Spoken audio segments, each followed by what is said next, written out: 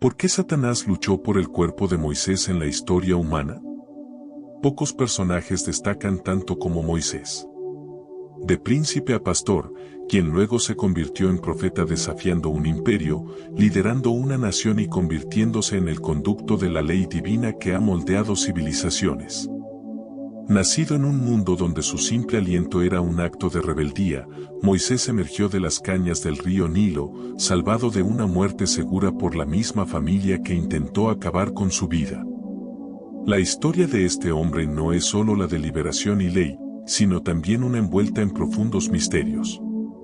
Los días de Moisés estuvieron marcados por lo milagroso, al igual que su partida de este mundo. Deuteronomio relata que Moisés tenía 120 años cuando murió, pero sus ojos no se debilitaron ni se marchitó su fuerza. Y lo más misterioso de todo, nadie conoce su lugar de entierro hasta el día de hoy. Una vida que comenzó envuelta en secreto parece terminar de la misma manera. Entonces, ¿quién era este hombre, Moisés? ¿Por qué su vida y muerte estuvieron enredadas en enigmas? Al desentrañar su historia, nos embarcamos en un viaje no solo a través de la historia, sino también en el corazón de la fe, el misterio y el propósito divino. ¿Estás listo para descubrir la leyenda que es Moisés? ¿Por qué Moisés era tan importante para Satanás? Moisés estaba destinado a ser el libertador de los hebreos, el pueblo elegido de Dios, llevándolos fuera de Egipto y hacia la tierra prometida, preparando el escenario para la venida eventual del Mesías, Jesucristo. Satanás, siempre opuesto a los planes de Dios, veía a Moisés como una amenaza. Si se detenía a Moisés, quizás se podría frustrar el plan divino más amplio en la gran lucha cósmica entre el bien y el mal. Moisés era un jugador clave. Su historia nos recuerda que, sin importar nuestro pasado ni nuestros errores, Dios tiene un plan para cada uno de nosotros y ninguna fuerza, ni siquiera Satanás, puede resistirlo cuando caminamos con fe. Por fe, Moisés, cuando ya era mayor, rechazó ser llamado hijo de la hija de Faraón, eligiendo más bien ser maltratado con el pueblo de Dios que disfrutar de los efímeros placeres del pecado. Hebreos 11, 24-25. La muerte de Moisés fue el hombre que casi llevó a toda una nación a su tierra prometida, pero no pudo lograrlo en el último minuto. La historia de Moisés es a la vez inspiradora y misteriosa, y su partida de este mundo es quizás uno de los momentos más conmovedores de la historia bíblica. Fue el gran líder de los israelitas y pasó décadas guiando a su pueblo a través del desierto, enfrentándose al poderoso Faraón, dividiendo el Mar Rojo y recibiendo los 10 mandamientos en la cima del monte Sinaí. Sin embargo, a pesar de todas sus hazañas increíbles y las pruebas de fe que superó, no se le permitió entrar en la tierra prometida con el pueblo al que había liderado con tanto esfuerzo. ¿Por qué Moisés no entró en la tierra prometida? Moisés, el gran líder que los había sacado de Egipto, sintió el peso de las expectativas del pueblo. Dios los había acompañado en cada paso del camino, proporcionando maná del cielo y agua de las rocas. Pero en este día particular, en las aguas de Meribá, la frustración de Moisés lo superó. El pueblo se quejó: ¿por qué nos sacaste de Egipto para matarnos a nosotros, a nuestros hijos y a nuestro ganado de sed? Éxodo 17:3. Movido por sus gritos, Moisés se volvió hacia Dios buscando orientación. El Señor le habló diciendo: toma la vara y, junto con tu hermano Aarón, congrega a la asamblea. Habla a la roca ante sus ojos y brotará agua. Números 28. Pero mientras Moisés se enfrentaba a la multitud, la ira nubló su juicio y, en lugar de hablar a la roca como Dios le había indicado, la golpeó 2 veces con su vara y el agua brotó mientras el pueblo se regocijaba por el milagro.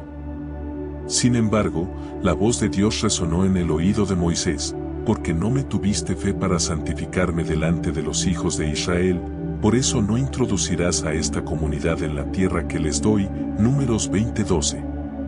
En las llanuras de Moab, con el valle del Jordán extendiéndose ante él, Moisés subió al monte Nebo. Desde allí, Dios le mostró la vasta extensión de la tierra prometida, desde Galaad hasta Dan, una tierra que los israelitas habían soñado durante generaciones. Moisés, con sus propios ojos, contempló la belleza de esta tierra, pero también entendió que nunca entraría en ella. La Biblia nos dice, y murió allí Moisés, siervo de Jehová, en la tierra de Moab, conforme a la palabra de Jehová. Y lo enterró en el valle en la tierra de Moab, enfrente de Bet-peor, y nadie ha sabido hasta hoy la sepultura de él. Deuteronomio 34, 5-6. Deuteronomio 34, 5-6 nos relata que Dios mismo cuidó de Moisés en sus momentos finales, un testimonio de la relación especial que compartían. Pero la parte más intrigante es el lugar de su sepultura. No hay monumento, ni gran tumba, ni santuario para visitar. De manera acorde a la humildad que Moisés a menudo mostraba, su lugar de descanso final sigue siendo un misterio oculto por Dios, intocado por el hombre. La ubicación de la tumba de Moisés es uno de los enigmas no resueltos de la Biblia. El conflicto mencionado en la epístola de Judas es un mensaje corto pero poderoso que insta a los creyentes a mantenerse firmes en su fe y a luchar fervientemente por la fe que fue entregada una vez a los santos. Después de la muerte de Moisés, surgió una disputa sobre su cuerpo. Satanás, el adversario, vio una oportunidad y se acercó al lugar donde yacía el cuerpo. Judas, en un intento por motivar a los fieles, recuerda varios eventos e individuos del Antiguo Testamento. Entre estas narrativas cautivadoras, hay un evento particularmente misterioso mencionado, pero el arcángel Miguel, cuando contendía con el diablo y disputaba acerca del cuerpo de Moisés, no se atrevió a proferir juicio de maldición contra él, sino que dijo, «El Señor te reprenda», Judas 1:9.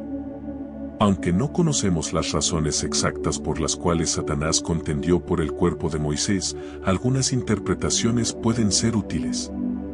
Profanación. Satanás, siempre en oposición a los planes de Dios, podría haber querido profanar el cuerpo de Moisés.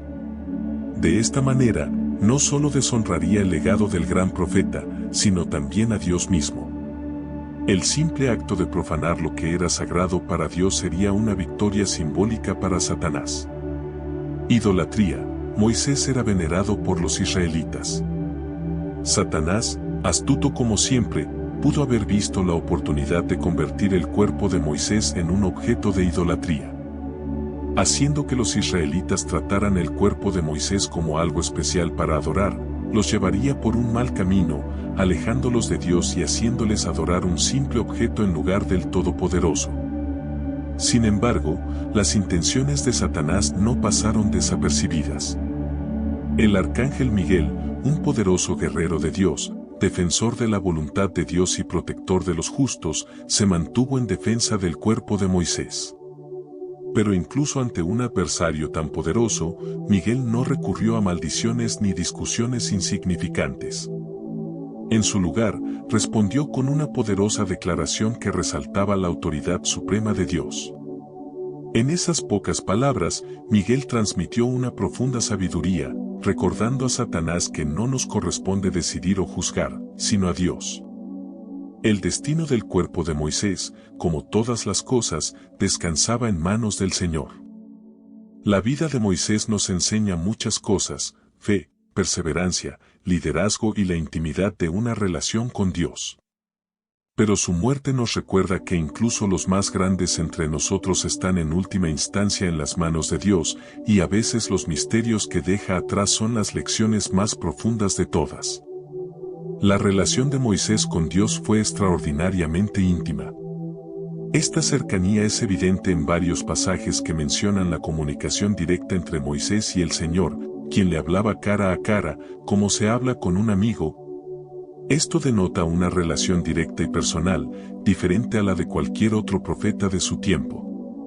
Moisés también se desempeñó como intercesor entre Dios y los israelitas. Cuando estos pecaban, Moisés intercedía en su nombre y Dios escuchaba. Por ejemplo, después del incidente del becerro de oro, Moisés dijo: «Pero ahora, perdona su pecado, y si no, ráeme del libro que has escrito». lo que demuestra la devoción de Moisés y su relación cercana con Dios.